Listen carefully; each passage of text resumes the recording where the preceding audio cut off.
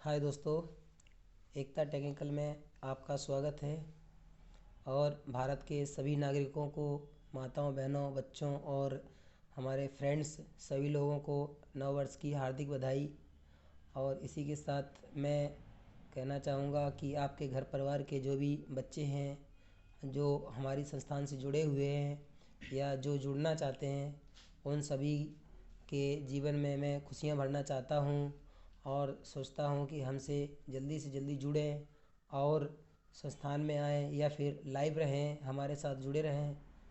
और यूपीपीसीएल की विशेष तैयारी के लिए मैं सदैव तत्पर रहता हूँ। और यूट्यूब चैनल पर हमारा फ्री चैनल चलता है जिस पर टेक्निकल की और सभी सब्जेक्ट की तैयारी करवाई जाती है।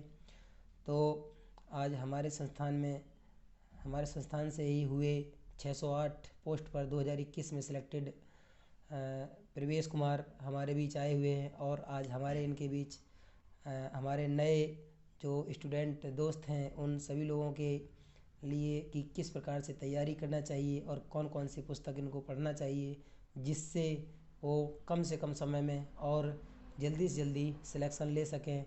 और ये प्रवेश कुमार अपने कम से कम एज में और जल्दी से जल्दी यूपीपीसीएल TG2 में सेलेक्ट हुए हैं।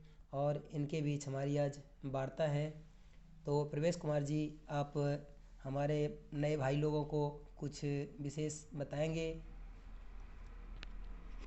हाय दोस्तों, सबसे पहले सभी लोगों को नववर्ष की हार्दिक शुभकामनाएं।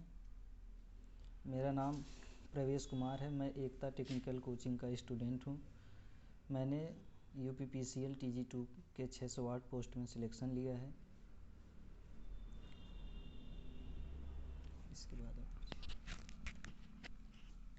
आप बताइए प्रवेश जी हमारे नए स्टूडेंट को कि आपने किस किस पुस्तक से पढ़ा है और कैसे यहाँ तक इन बुलंदियों को कम से कम समय में छूने की प्रयास किया और आपका ये प्रयास सफल भी रहा है। तो हमारे दोस्तों को पुस्तकों के बारे में बताइए। सबसे पहले हमारे दोस्तों की यही चॉइस रहती है कि हमको अच्छी से अच्छी पुस्तकें मिलें जिससे हम कम से कम समय में और अपना मुकाम हासिल कर सकें। सर, हमने तो विशेष करके कोई किताब नहीं चुनी थी।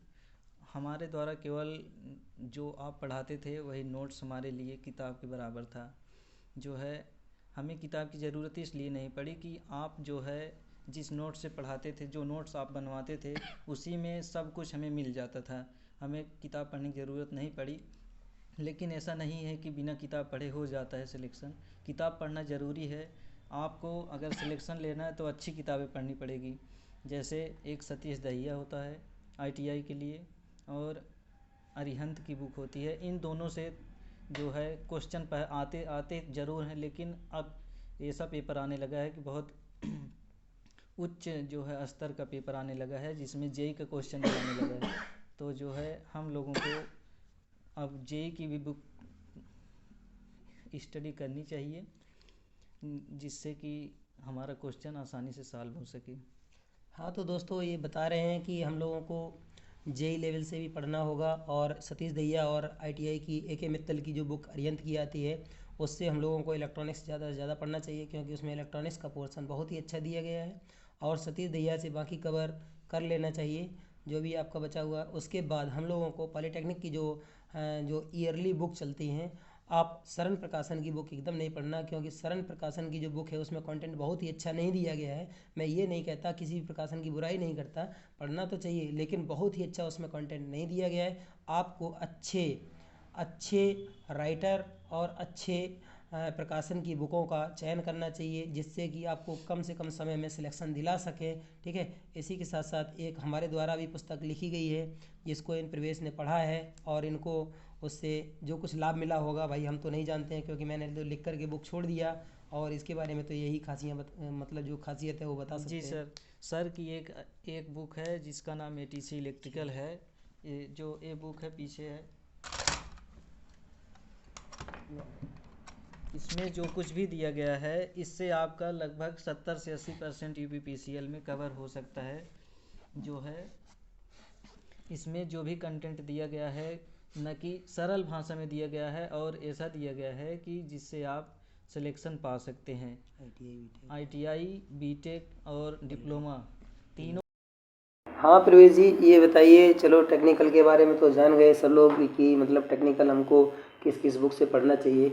इसके साथ साथ बहुत ज़्यादा मायने रखता है आपका कंप्यूटर, और उसके साथ साथ में नॉन टेक्निकल हमको क्या क्या विशेष रूप से पढ़ना चाहिए। इसके साथ साथ में इंग्लिश भी आता है, इसमें जीके भी आता है, रीजनिंग भी आता है। तो क्या क्या हमको विशेष रूप से पढ़ना चाहिए जिससे हमारे जो नए बच्चे हैं या नए दोस्त हैं उन लोगों को कम से कम समय में सफलता प्राप्त हो जाए।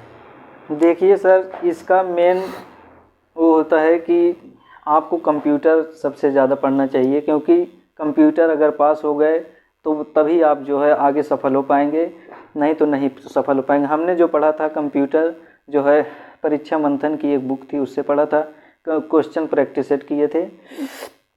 और जो है हमने जो है कोचिंग किया था इसका माइक्रोसॉफ्ट का जो होता है वर्ड, एक्सेल, इन सब के बारे में प्रैक्टिकल किए थे, तभी हम लोगों को जानकारी हो गई थी।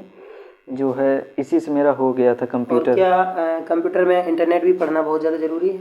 जी सर, देखिए सर, कंप्यूटर में प्रैक्टिकल के साथ साथ थ्योरी का भी क्वेश्चन आता है, इसलिए कंप्यूटर में कहीं से भी नहीं छोड़ना है, हर चैप्टर को आपको विशेष ध्यान देना और पढ़ना है।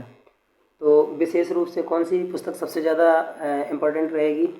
देखिए सर, थ्योरी के लिए जो है हमने जो पढ़ा था परीक्षा मंथन, ये सबसे बेस्ट किताब है। और जो प्रैक्टिकल के लिए आप किसी टीचर से पढ़ सकते हैं या फिर अपने आप प्रैक्टिकल कर सकते हैं, तभी अगर जब आप प्रैक्टिकल किए रहेंगे तो आप अच्छे से जान पाएंगे सब बारे में। तो कंप्यूटर में कौन से प्रैक्टिकल हमको सबसे ज़्यादा करने होते हैं? देखिए सर, अभी तक ज़्यादातर क्वेश्चन माइक्रोसॉफ्ट वर्ड, एक्सेल, इन पावर पॉइंट, इन सब से आते थे, तो इन्हीं को हम लोग पढ़े थे। अब सिलेबस बढ़ गया है, लिब्रा ऑफिस भी आ गया है, हो सकता है अब की बार लिब्रा ऑफिस भी पूछ दें, तो कुछ कहा नहीं जा सकता, आपको सब कुछ पढ़ना पड़ेगा। तो हम दोस्तों और फ्रेंड्स अब बता दें कि ये प्रवेश कुमार जी जो हैं अपने पहले ही प्रयास में सफल हुए हैं, और इनको दोबारा इन्होंने मौका नहीं दिया ये BPCL को कि दोबारा ये उसमें कदम रखें। पहली ही बार में इन्होंने अपना मुकाम हासिल किया है। तो ये बताएंगे कि मतलब हम लोगों ने जीके वगैरह जो है ये नॉन टेक्निकल पोर्शन जो 50 नंबर का आता है UPPCL में, तो वो कहाँ से कवर किया था। और मैं आपको बता दूं कि इनका सिलेक्शन UPPCL के साथ साथ में विद्युत उत्पादन में भी हुआ था। तो नॉन टेक्निकल का पोर्शन आपने कैसे तैयार किया था? देखिए सर, नॉन टेक्निकल में आपको रोज़ाना जो है जब आप पढ़ते हैं, वैकेंसी आती है या फिर वैकेंसी आने से पहले आपको कंटिन्यू पढ़ना पड़ेगा।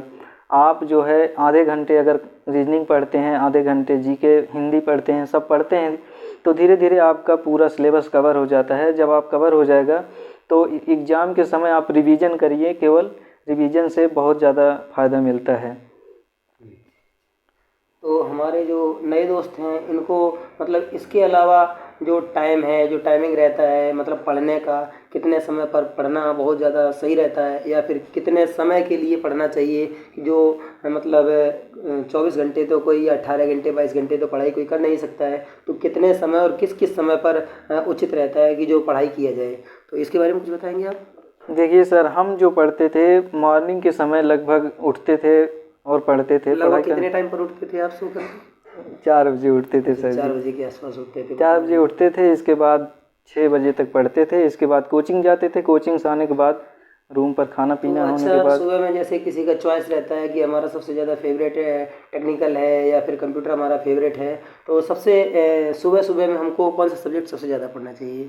देखिए सर, वो तो अपने चॉइस के ऊपर है। हम तो ज़्यादातर जो है कभी टेक्निकल पढ़ते थे तो कभी कंप्यूटर पढ़ते थे, क्योंकि हमारा सबसे वीक पॉइंट कंप्यूटर था, तो हमने कंप्यूटर पर ज़्यादा ध्यान दिया था जो है, इसीलिए हम कंप्यूटर पे ज़्यादा फोकस किए। मान लो कि सुबह आप जागे, उसके बाद 6 बजे तक, मान लो 5:30 बजे तक पढ़ाई की, उसके बाद 6 बजे से जैसे कोचिंग चले जाते थे, तो कोचिंग आने के बाद खाना पीना खाया, जनरली यही सबका दैनिक रूटीन होता है। उसके बाद शाम को कितने टाइम से आप पढ़ाई चालू करते थे और कितने टाइम तक पढ़ते थे रात को?